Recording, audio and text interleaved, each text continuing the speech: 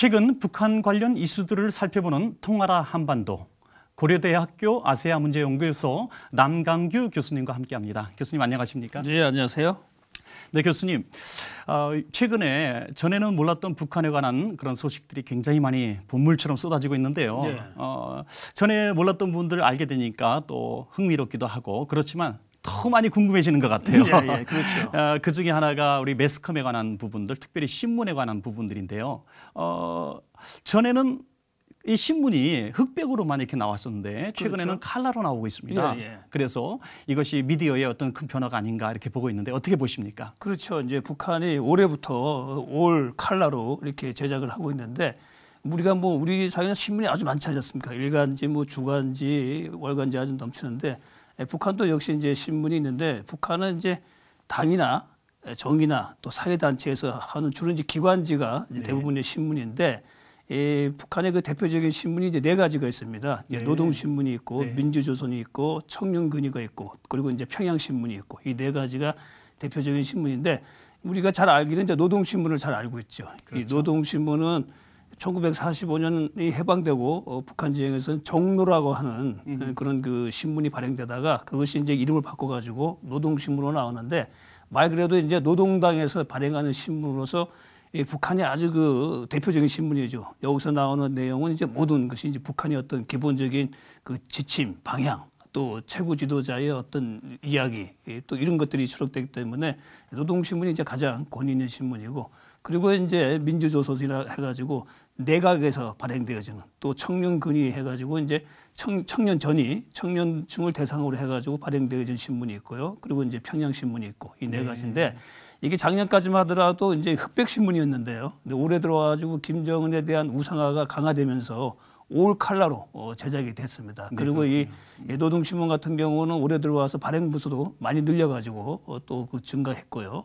그래서 이제 그 면도 좀 증면을 하고 그래서 올해 특히 이제 눈에 띄는 부분들이 그런 신문을 칼라로 바꾼 것하고 또 부수를 늘린 것하고 이런 것인데 이건 아무래도 이제 김정은이 올해 이제 4년 이제 맞아가지고 자신의 어떤 그런 그 지도자로서의 독자성 그러니까 김정은에 대한 우상화가 또 이렇게 강화되면서 나타나는 그런 현상 중에 하나다 이렇게 볼 수가 있겠습니다. 그렇군요. 그러니까 칼라로 바뀌었다고 해서 뭐 사회가 변화된 것이 아니라 그렇죠. 우상화 작업의 어떤 하나의 방편이었다 이렇게 보시고 있군요. 우리가 알고 있는 북한 신문은 사실 노동신문, 그렇죠. 뭐 TV는 조선중앙TV 뭐 이렇게 정도밖에 모르고 있는데 여러 가지 신문들도 있었습니다.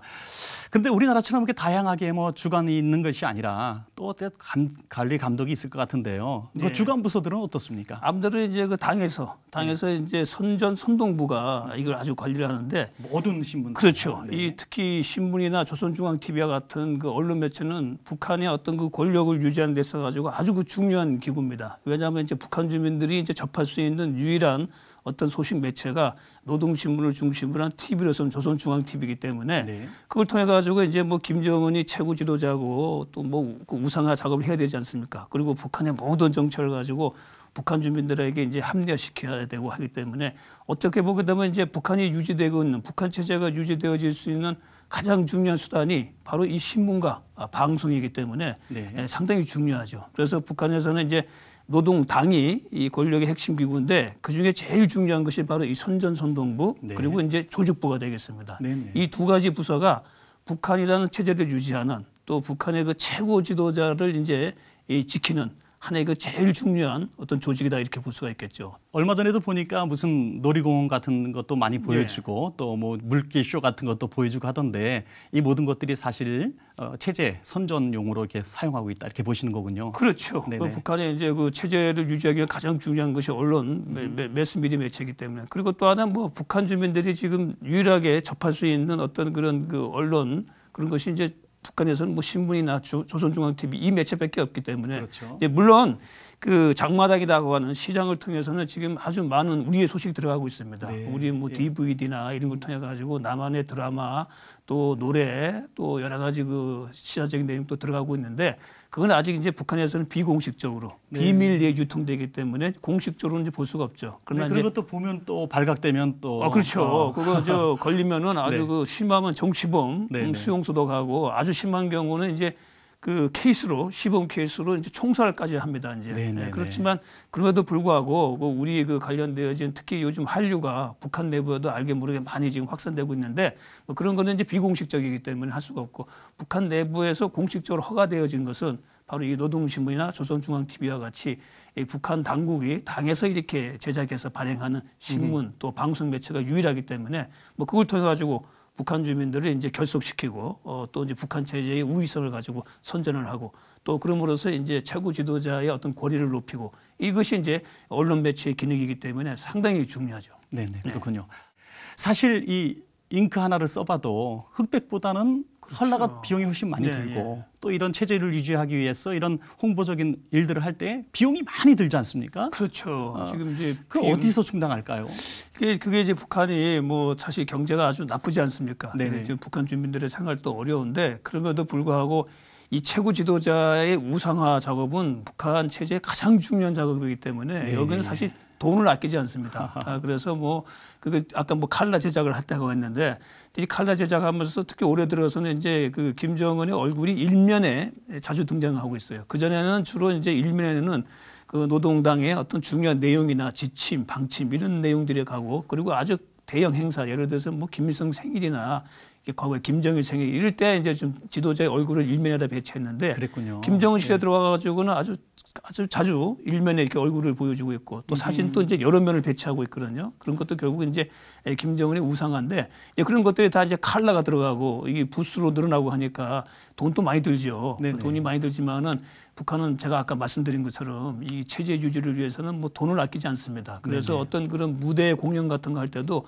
사실은 상당히 화려합니다.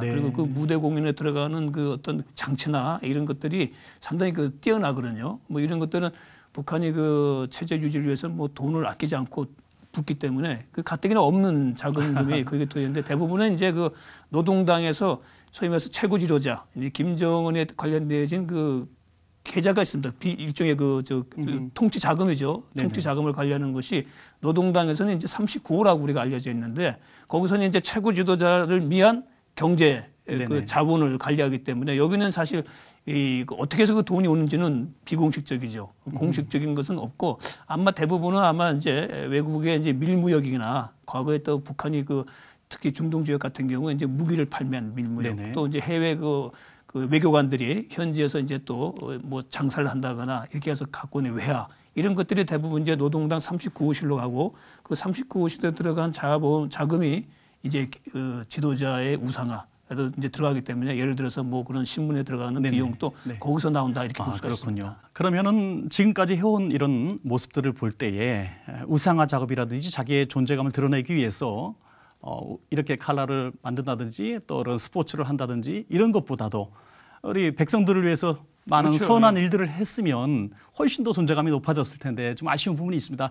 그러면은 앞으로 이런 방향으로 북한이 계속 나갈 텐데 국제사회에 또 유비되는 또 역행하는 일이 될 것이고요. 그 결과는 어떻게 될 것이라고 보십니까? 특히 이번에 아주 그 큰 우리가 그 교훈을 얻지 않았습니까? 북한이 그 도발해가지고 뭐 준전시 상태를 선포하고 이렇게 하다 보니까 결국은 북한에게 돌아간 것이 뭡니까 지금 국제사회에서 더 고립되어지고 북한의 군사 도발에 대해 가지고 국제사회 비판이 높아지고 특히 그 중국이 북한에 대해 가지고 아직 그 이번에는 좀 강하게 좀 이렇게 그 행동에 대해 가지고 좀 비판을 한 것으로 좀 알고 있습니다. 그렇기 때문에 그런 식으로 하게 되면은 북한의 그 외교적, 국제적 고립은 더 심화되어지고 그러면 이제 우리를 비롯해 가지고 국제사회에서 북한을 도와주려고 해도 도와줄 수가 없지 않습니까? 이게 뭐 핵 도발하고 미사일 발사하고 뭐 이렇게 하는데 또 군사 도발하는데 어떻게 도와줄 수가 있습니까? 이제 그렇게 되면 외부에서 도움도 어려워지게 되고 그러면은 이제 북한 주민들의 생활은 더 어려워지는 것이죠. 그러니까 북한이 뭐 자체적으로 한다라고 하지만은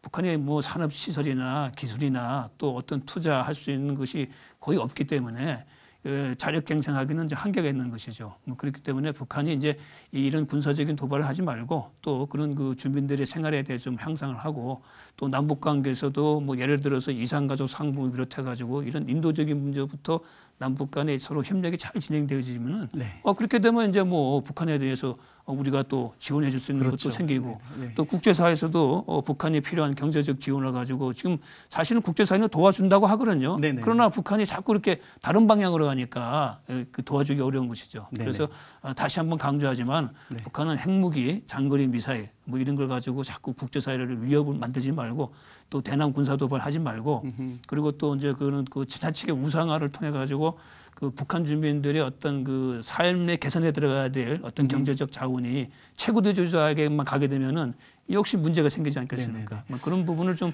개선하게 되면은 뭐 북한이 오히려 그것이 올바른 길이 되는 거고 그리고 결국은 그게 김정은의 권력이 안정화되어질 수 있는 올바른 길이 되지 않는가 이렇게 생각합니다. 네네. 아주 명쾌한 답을 주셨는데요. 그럼 마지막 한 가지 더 질문을 드리겠습니다. 북한의 우상화 작업의 어떤 방법들 또 어떤 모습들이 어떤 모습들로 드러나고 있는지 좀 네. 설명 좀 해주시죠. 가장 이제 뭐 대표적인 것이 이제 그 특히 올해 김정은을 예를 들게 되면은 이제 올해부터 본격적으로 우상화가 됐는데 그 내용을 보게 되면 우리로서는 좀 웃음이 많이 나옵니다. 네네. 뭐 2살 때 이미 벌써 네네. 뭐 차를 몰았다. 뭐 어떤 차를 몰았는지 모르지만 예, 또 뭐 이게 차를 몰았는데 왜 미국의 그 카레이스하고 경쟁을 해가지고 이겼다. 뭐 이런 얘기. 또 하나 아까 말대로 3살 때 총을 쐈는데 그거 뭐 10발을 쐈는데 10발이다. 그 아주 관역에 적중했다. 이런 얘기들. 또 이제 뭐 그 아주 어린 나이부터 이 비행기를 몰았다. 뭐 그런 얘기부터 해가지고 우리가 봐서는 좀 이해하기 어려운. 네. 또 하나 뭐 그 아주 그 김정은이 정치, 경제, 사회, 문화, 역사, 철학 모든 분야에 있어가지고 아주 탁월한 그 지적 능력을 벌써 어릴 때부터 보여줬다. 뭐 그런 식으로 해가지고 지금 우상화가 아주 심화되고 있는데 이게 과거에 김일성과 김정일에 대한 우상화보다 더 심합니다. 그러다 보니까 예를 들어서 우리가 봐서는 이게 아무것도 아닌데 참 무서운 얘기인데 그래도 북한에서는 예를 들어서 그 어린 학생들 우리로 치면 이제 북한은 소학교라 하지만 우리 초등학교 학생들 그 어린 학생들한테 이렇게 가르치면은 또 그렇게 미끄러져. 네, 우리 뭐 저 김정은 최고 지도자가 정말 어릴 때부터 백발백중이고 차도 시속 200km 이상 몰고 말입니다. 또 심지어는 이제 그 뭡니까 그 요트 이걸 몰아가지고 또 그 요트에서도 뭐 되게 이겼다 경쟁을 해가지고 뭐 이런 걸 하게 되면 어린 아이들은 순진무구하기 때문에 사실로 또 받아들여요. 그런데 문제는 그걸 가르쳐야 될 선생님들이 좀 곤혹스러운 거죠. 네, 과거에 네. 김일성, 김정일 때로 우상화가 있었는데 네, 네. 지금처럼은 아니다 이게죠. 그렇군요. 지금은 이제 네. 너무 좀 자기들이 봤을 때도 좀 말이 안 되는 그런 내용을 가지고 이제 가르치고 있는데 문제는 이제 올해부터 그런 내용을 북한 교과서에다 싣고 또 이제 그 수업 시간에 가르쳐야 되기 때문에 네, 네. 그 제가 최근 들은 얘기로는 그 이제 북한의 소학교 선생님들이 좀 가르치기 좀 어렵고 네, 또 네. 요즘은 이제 그 어린 아이들이지만은 그 뭐 무조건 배우는 게 아니라 이상한 건 또 질문을 한답니다. 자기들이 이해할 수 없는 달라졌군요. 부분은. 그러면 이제 예. 교사가 그걸 답하기 어렵지 않습니까? 그런 좀 약간 곤란한 상황도 생긴다고 하는데 그래서 이 좀 김정은 시대에 들어와 가지고 특히 과거보다 이 우상화가 더 강화되고 그렇군요. 있는데 그거는 결국은 뭐 좋지가 않죠. 그리고 시간이 지나면 이제는 북한 주민들도 알게 모르게 외부 정보나 소식을 좀 간접적으로 이렇게 접할 수 있기 때문에 결국은 이게 허상이다. 이게 결국은 가짜다라고 하는 것이 드러나게 되면은 그때는 뭐 김정은이나 북한의 어떤 그 지도부가 그 체제를 유지하기 더 어려운 상황에 그 봉착할 수가 있죠. 네, 오늘 좋은 말씀 감사드립니다. 고맙습니다. 네.